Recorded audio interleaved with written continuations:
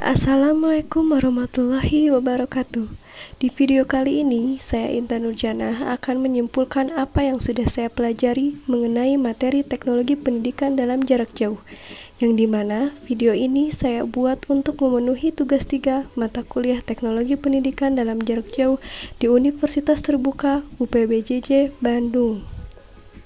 Dalam penyimpulan materi pada mata kuliah ini, terbagi dalam 7 sesi. Untuk sesi pertama, ada konsep dasar teknologi pendidikan. Untuk sesi kedua, ada teori pendidikan jarak jauh, konsep dasar dan ciri pokok. Untuk sesi 3, berbagai variasi praktek penting dalam pendidikan jarak jauh. Untuk sesi 4, ada fungsi teknologi pendidikan dalam pendidikan jarak jauh. Untuk sesi 5, ada aplikasi teknologi pendidikan dalam memecahkan masalah pendidikan jarak jauh. Dan untuk sesi ke-6, ada bahan pembelajaran jarak jauh. Serta sesi 7, ada manajemen pembelajaran jarak jauh. Untuk kesimpulan sesi pertama yaitu konsep dasar teknologi pendidikan, bila dilihat dari sejarah dan perkembangan definisinya, dapat dirangkum bahwa konsep dan praktek teknologi pendidikan bergeser dari waktu ke waktu.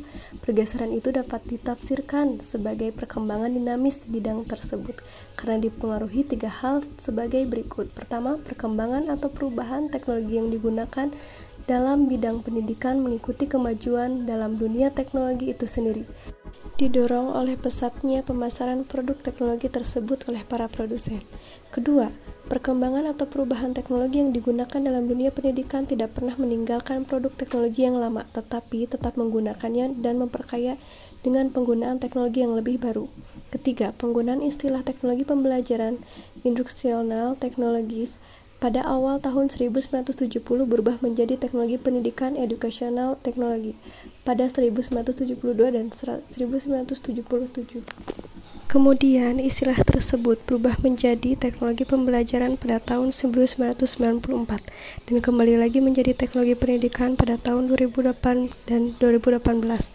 Perubahan seperti itu menunjukkan terjadinya dinamika pemikiran para pakar teknologi pendidikan dan sekaligus merupakan masa pencarian konsep yang lebih mantap tentang teknologi pendidikan dari masa ke masa.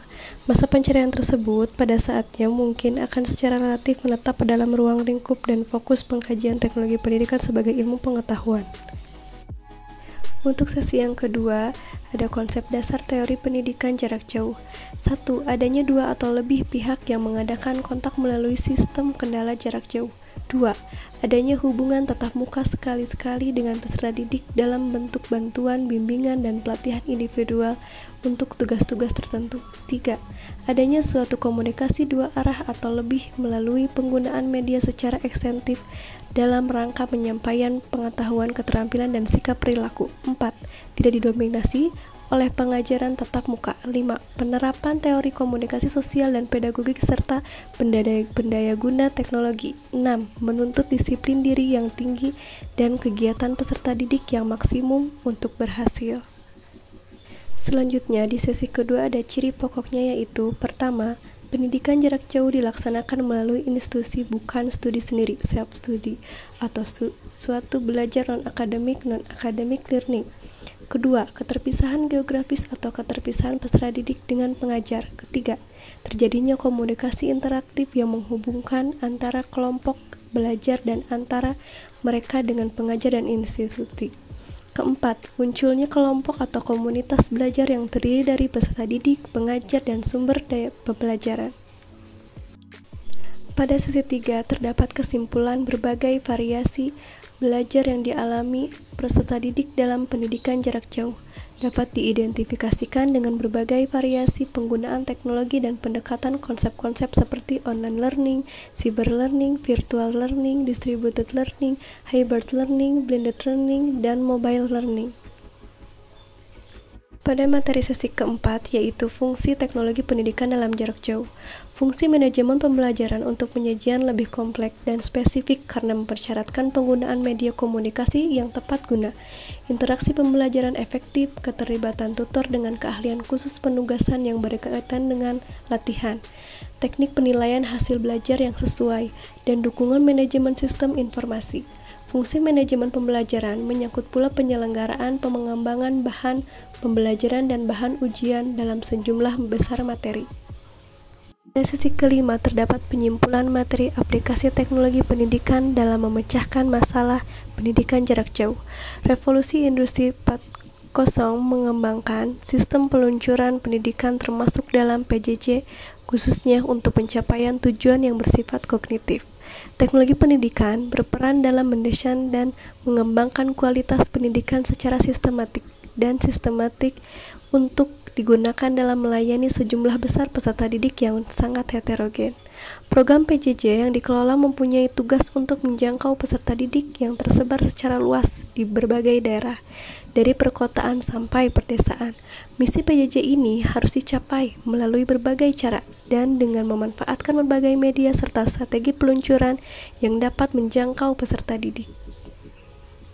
Pada kesimpulan materi sesi 6 ini yaitu ada bahan pembelajaran jarak jauh.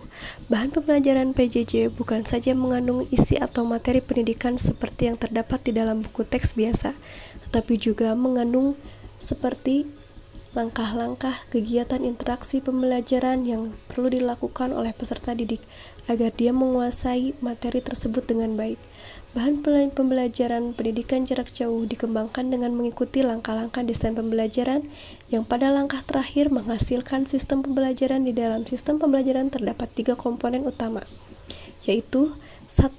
Bahan pembelajaran untuk digunakan oleh peserta didik dan pengajar. 2. Panduan pembelajaran untuk peserta didik yang berisi petunjuk dalam melakukan kegiatan belajar. 3.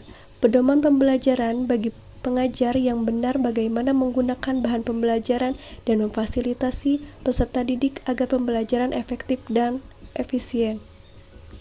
Pada kesimpulan sesi ke-7 yaitu manajemen pembelajaran. Pendekatan system approach adalah salah satu ciri pokok dari fungsi teknologi pendidikan dalam memecahkan masalah pendidikan. Di samping itu, penerapan teknologi pembelajaran menganut prinsip pembelajaran yang berpusat pada peserta didik dan penggunaan sumber daya belajar secara luas. Nah, itu dia kesimpulan materi yang saya pahami dan yang saya pelajari pada mata kuliah teknologi pendidikan dalam jarak jauh yang terdapat pada sesi 1 sampai sesi 7.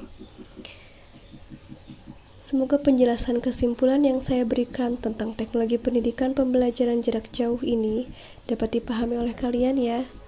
Akhir kata saya ucapkan terima kasih. Wassalamualaikum warahmatullahi wabarakatuh.